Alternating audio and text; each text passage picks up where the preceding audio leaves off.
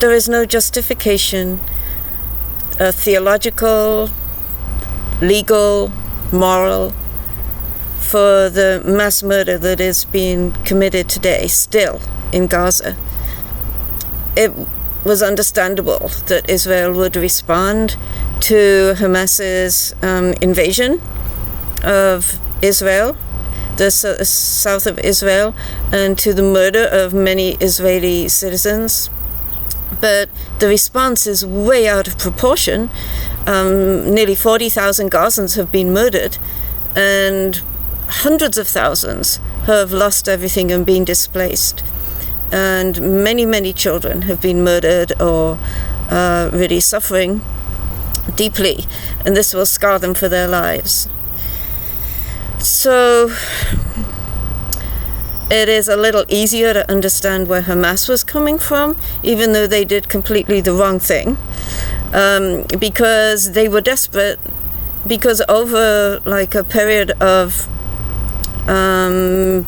50, 60, 70 years, the Palestinians have been driven into a smaller and smaller area and have been disempowered in every way. And it's just been getting worse, and there seems to be, maybe they felt there's absolutely no other way to deal with this. Every time the international community has tried to get involved, it has been resisted.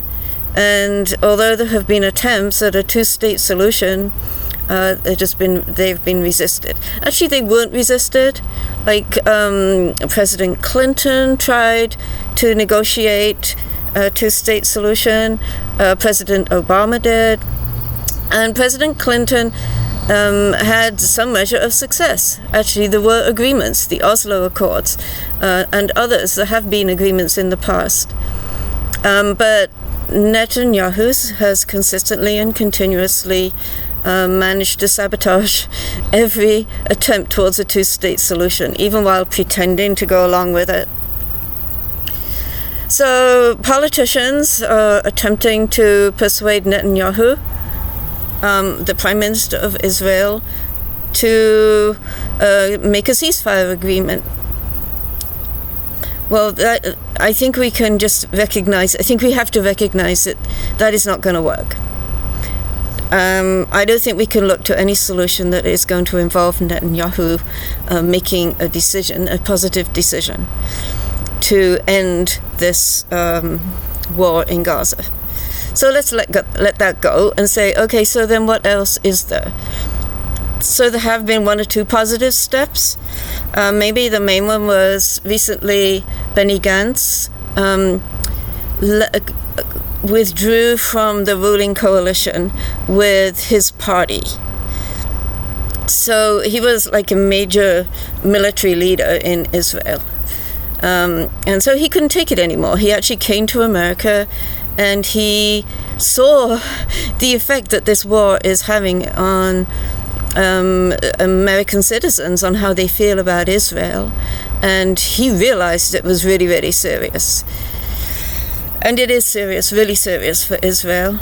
No Jewish person wants to see Israel seen in this light by the rest of the world. It won't change for a long, long time. It'll be a very long time before Israel can change its reputation. The harm that has been done to its reputation through the continuing murder and massacre in Gaza, which seems like it may even spread even further out into the Middle East at this point. So then there's only one other way to look at this, and that would be how to get Netanyahu out of power. And that's why Benny Gantz's step was very important, because when his party left the ruling coalition, it left Netanyahu with a smaller majority. So in Israel, they have a lot of small parties, and whichever party gets the greatest number in an election, then the leader of that party has to try to cobble a coalition. and then that coalition will be the ruling government. So if there could be enough people who could step down from the government, from the ruling coalition, that would force Netanyahu into an election. And right now he would not win one. He's very unpopular in Israel. They can see what he's doing to Israel's reputation.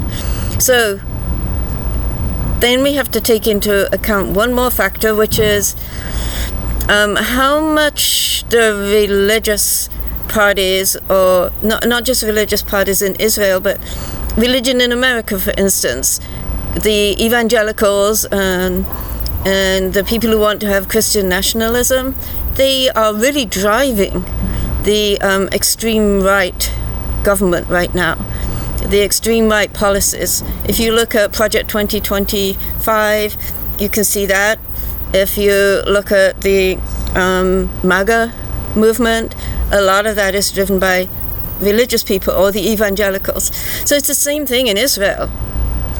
Netanyahu could only create a ruling party, a ruling coalition, because the religious parties were so desperate for power that they were willing to support him to be the prime minister.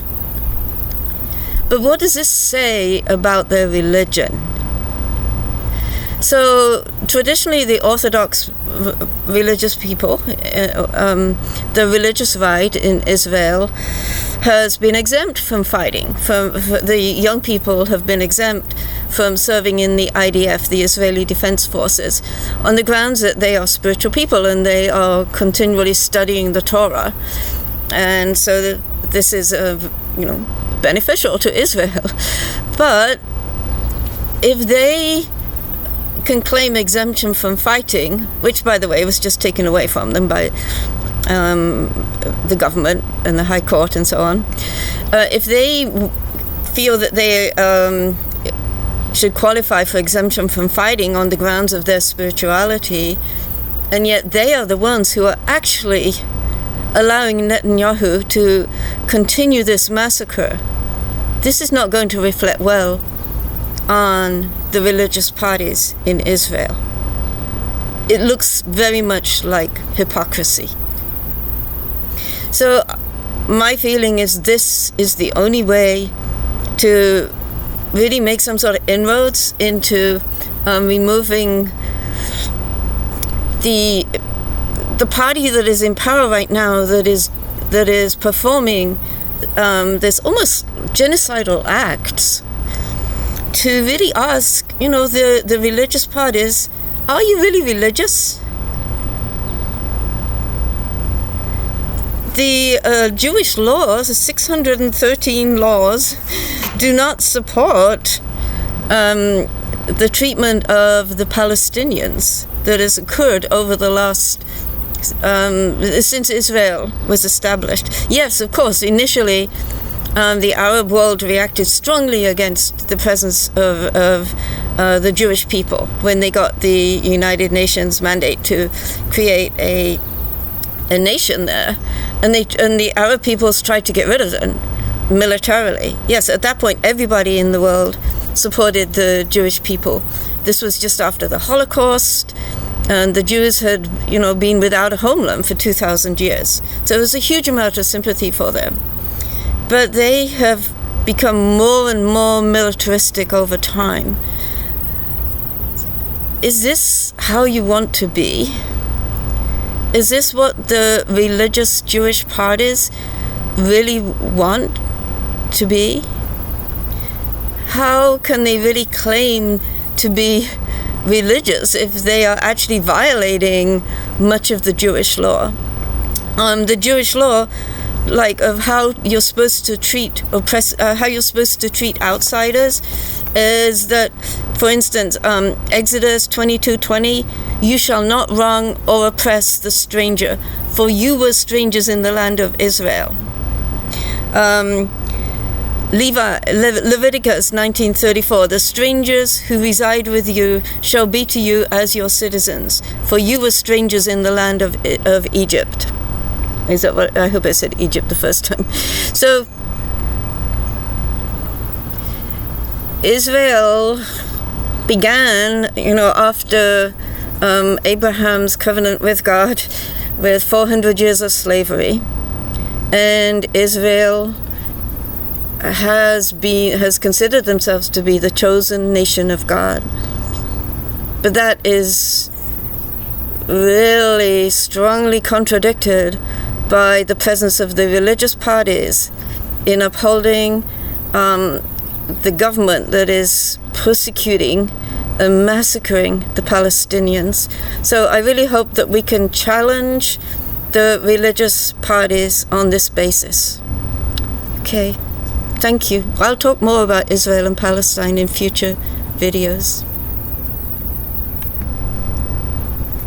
Sorry, were they interrupting your video? No, it was perfect. I've just finished. Something you would love to